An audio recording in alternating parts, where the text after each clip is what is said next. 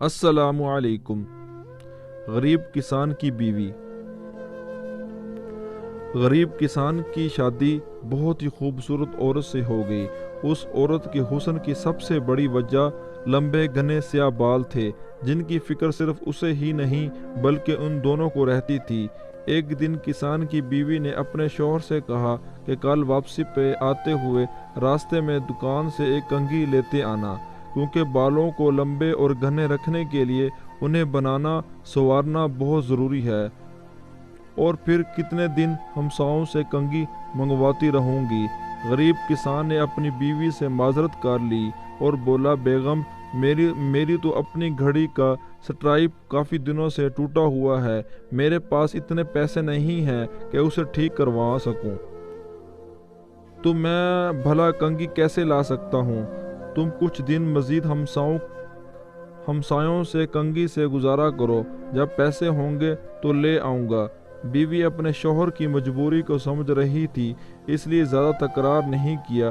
کسان نے اس وقت تو بیوی کو چپ کروا دیا، لیکن پھر اندر ہی اندر اپنے آپ کو کوسنے لگا کہ میں کتنا بدبخت ہوں، اپنی بیگم کی ایک چھوٹی سی خواہش بھی پوری نہیں کر سکتا۔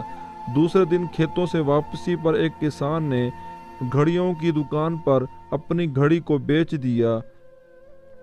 اس سے ملنے والے پیسوں سے ایک اچھی سی کنگھی خریدی اور بڑی رازداری سے چھپا کر گھر کی طرف روانہ ہوا۔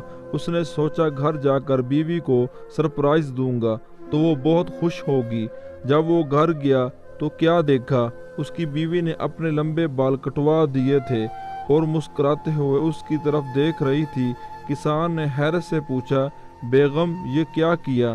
تم نے اپنے بال کیوں کٹوا دیے؟ پتہ ہے وہ تمہارے اوپر کتنے خوبصورت لگتے تھے۔ بیگم بولی، میرے سرتاج، کل جب آپ نے کہا کہ آپ کے پاس گھڑی ٹھیک کروانے کے لیے پیسے نہیں ہیں تو میں بہت افسردہ ہو گئی، چنانچہ آج میں قریب کے بیوٹی پارلر پر گئی تھی، وہاں اپنے بال بیچ کر آپ کے لیے ایک خوبصورت گھڑی لائی ہوں۔ جب کسان نے اسے کنگھی دکھائی تو دونوں کی آنکھوں سے آنسو آ گئے۔ محبت صرف کچھ دینے اور لینے کا نام نہیں ہے، بلکہ محبت ایک قربانی اور احسار کا نام ہے، جس میں اکثر اپنی خواہشات اور جذبات کو صرف اس لیے قربان کر دیا جاتا ہے تاکہ رشتوں کا تقدس و احترام برقرار رہے۔